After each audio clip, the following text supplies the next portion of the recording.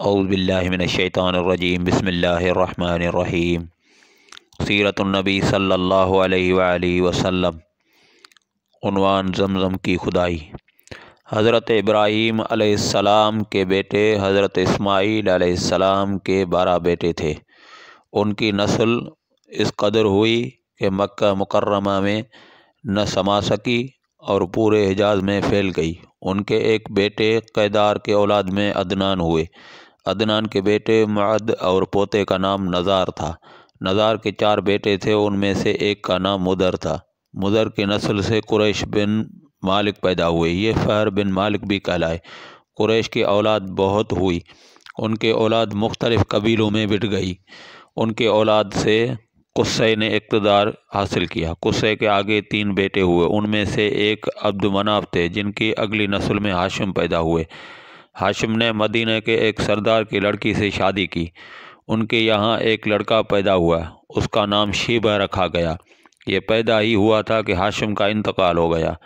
ان کے بھائی مطلب مکہ کے حاکم ہوئے۔ ہاشم کا بیٹا مدینہ منورہ میں پرورش پاتا رہا۔ جب مطلب کو معلوم ہو گیا کہ وہ جوان ہو گیا ہے تو بھتیجے کو لینے کے لیے خود مدینہ گئے۔ اسے لے کر مکہ مکرمہ پہنچے تو لوگوں نے خیال کیا یہ نوجوان ان کا غلام ہے۔ مطلب نے لوگوں کو بتایا یہ ہاشم کا بیٹا اور میرا بھتیجا ہے۔ اس کے باوجود لوگوں نے اسے مطلب کا غلام ہی کہنا شروع کر دیا۔ اس طرح شیبہ کو عبد المطلب کہا جانے لگا۔ انہیں عبد المطلب کے یہاں ابو طالب، حمزہ، عباس، عبداللہ، ابو لہب، حارث، زبیر، درار اور عبد الرحمن پیدا ہوئے۔ ان کے بیٹے عبداللہ سے ہمارے نبی حضرت محمد مصطفیٰ صلی اللہ علیہ وآلہ وسلم پیدا ہوئے۔ عبد المطلب کے تمام بیٹوں میں حضرت عبداللہ سب سے زیادہ خوبصورت اور سب سے زیادہ پاک دامن تھے۔ عبد المطلب کو خواب میں زمزم کا کنواں کھودنے کا حکم دیا گیا، یعنی حضرت اسماعیل علیہ السلام کے کنویں کو۔ اس کنویں کو قبیلہ جرہم کے سردار مزاز نے پاٹ دیا تھا۔ قبیلہ جرہم کے لوگ اس زمانے میں مکہ کے سردار تھے، بیت اللہ کے نگران تھے۔ انہوں نے بیت اللہ کی بے حرمتی شروع کر دی۔ ان کا سردار مزاز بن عمرو تھا، وہ اچھا آدمی تھا۔ اس نے اپنے قبیلے کو سمجھایا کہ بیت اللہ کی بے حرمتی نہ کرو، مگر ان پر اثر نہ ہوا۔ جب مزاز نے دیکھا کہ ان پر کوئی اثر نہ ہوتا تو قوم کو اس کے حال پر چھوڑ کر وہاں سے جانے کا فیصلہ کیا۔ اس نے تمام مال و دولت، تلواریں اور زریں وغیرہ خانہ کعبہ سے نکال کر زمزم کے کنویں میں ڈال دی اور مٹی سے اس کو پاٹ دیا۔ کنواں اس سے پہلے ہی خشک ہو چکا تھا، اب اس کا نام و نشان مٹ گیا۔ مدتوں یہ کنواں بند پڑا رہا۔ اس کے بعد بنو خزاعہ نے بنو جرہم کو وہاں سے مار بھگایا۔ بنو خزاعہ اور قصے کی سرداری کا زمانہ اسی حالت میں گزرا۔ کنواں بند رہا یہاں تک کہ قصے کے بعد عبد المطلب کا زمانہ آ گیا۔ انہوں نے خواب دیکھا۔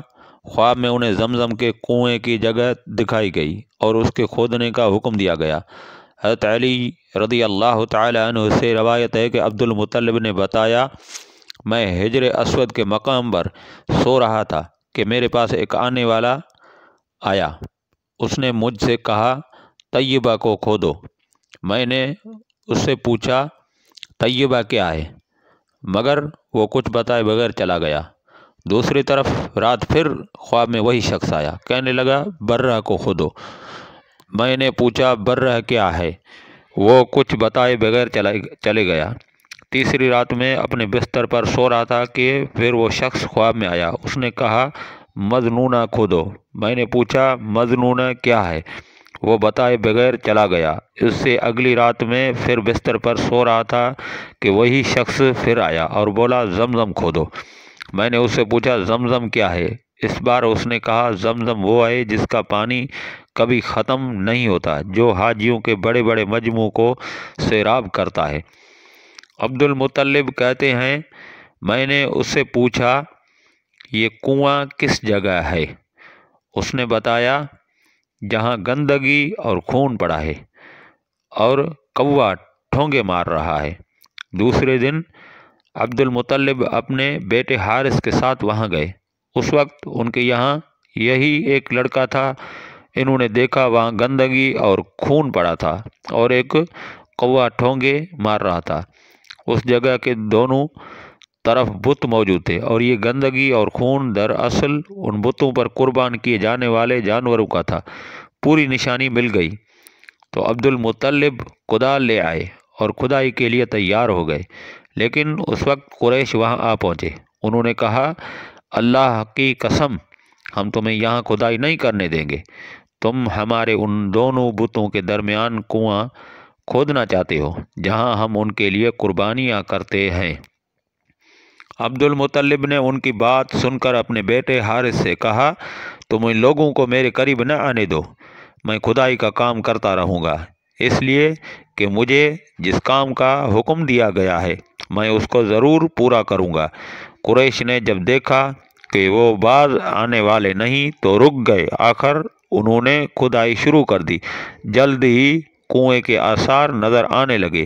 یہ دیکھ کر انہوں نے اللہ اکبر کا نعرہ لگایا اور پکار اٹھے، یہ دیکھو، یہ اسماعیل علیہ السلام کی تعمیر ہے۔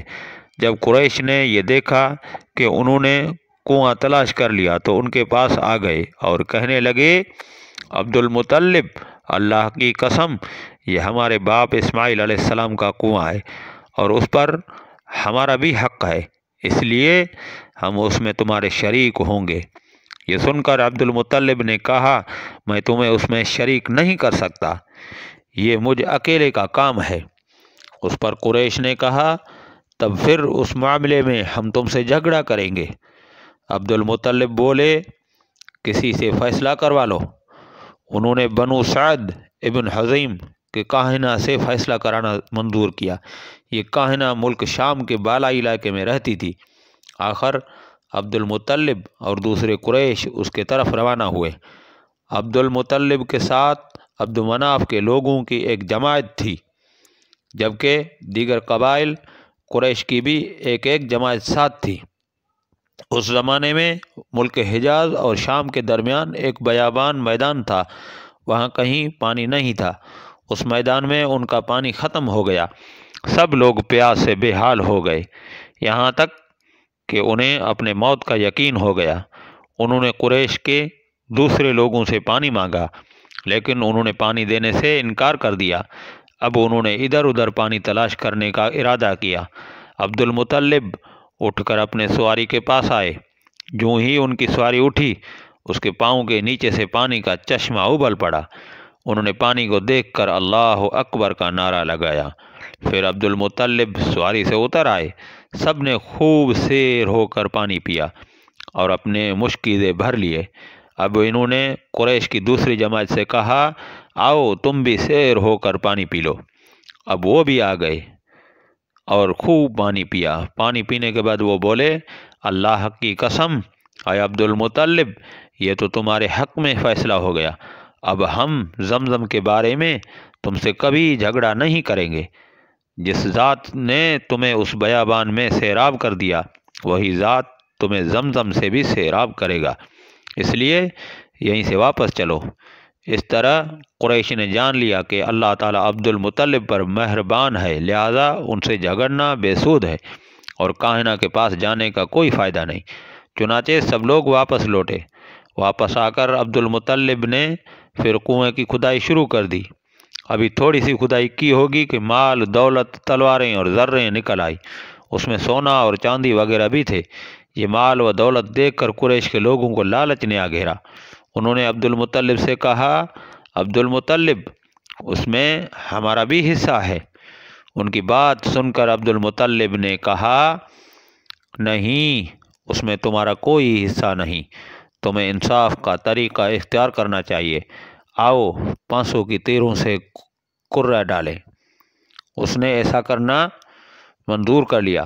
2 تیر کعبے کے نام سے رکھے گئے، 2 عبد المطلب کے اور 2 قریش کے، باقی لوگوں کے نام کے۔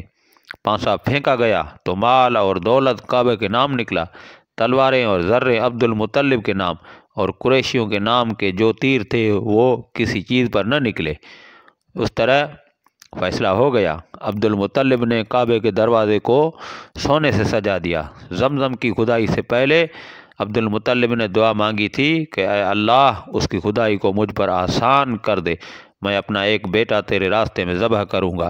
اب جب کہ کنواں نکل آیا تو انہیں خواب میں حکم دیا گیا اپنی منت پوری کرو، یعنی ایک بیٹے کو ذبح کرو۔